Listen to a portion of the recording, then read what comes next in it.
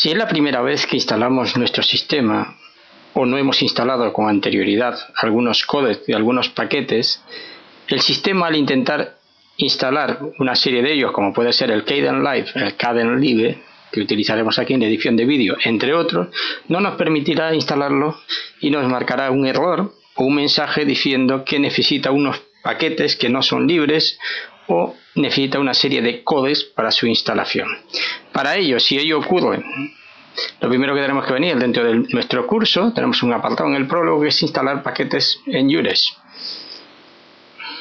Y dentro de instalar paquetes en Jules tenemos un apartado que es problemas iniciales y soluciones. Ahí explicamos lo que en este vídeo vamos a explicar. El primer paso, una vez que nos dé ese problema, que tenemos problemas de copyright o de permisos, etc., lo que tenemos que venir es a nuestro programa, Sistema, Administración, Synaptic, gestor de paquetes, y lo primero que tenemos que venir, nos pedirá la primera vez la contraseña.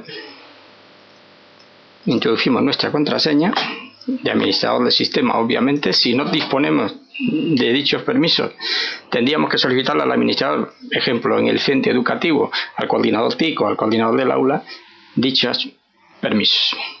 Venimos a parámetros, repositorios, y en repositorios, en mi caso ya lo tengo hecho, tendríamos que tener internet por defecto.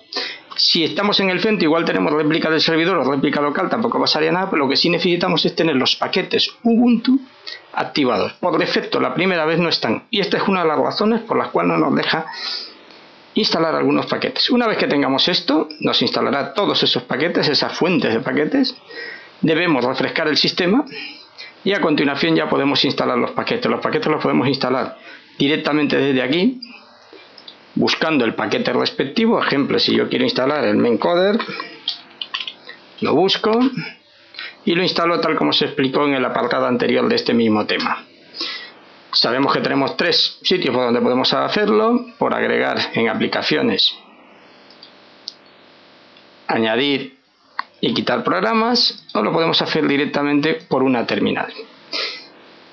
Una vez que hemos hecho esta operación, hemos refrescado, hemos iniciado las fuentes, cerramos este programa y lo que necesitamos hacer es instalar una serie de códecs, pero previamente tenemos que ser el superusuario o tener derechos administrativos del superusuario. Sudo su, escribimos la contraseña y una vez que nos aparece la almohadilla significa que estamos en disposición de hacerlo.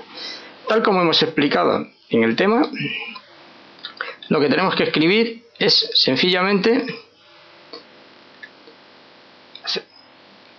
copiamos todo esto que está aquí, lo copiamos y lo pegaríamos, en este caso, en nuestra terminal.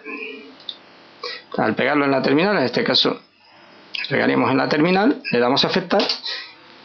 En mi caso ya están instalados y no va a actualizar nada, sino tardaría una serie de temas. Ahí veremos que ha instalado una serie de paquetes adicionales y a partir de ahí ya estaríamos en disposición de instalar los diferentes paquetes. Ahora ya no nos daría error de códecs.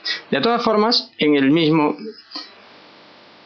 apartado de problemas iniciales veremos que sería interesante instalar una serie de paquetes que hemos puesto aquí. Una vez instalados todos los paquetes, estaríamos en disposición, también recomendamos hacer el Java y el Flash, de instalar el resto de los paquetes.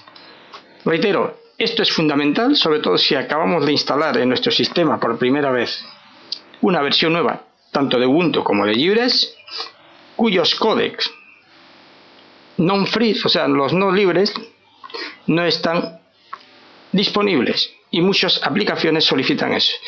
Estos códecs muchas veces no es que sean que tengan ningún problema de copyright, sino que dependiendo del país pueden tener esa permisividad o no. Ejemplo, el lector de DVD en España no es ilegal, mientras que en los Estados Unidos sí es legal.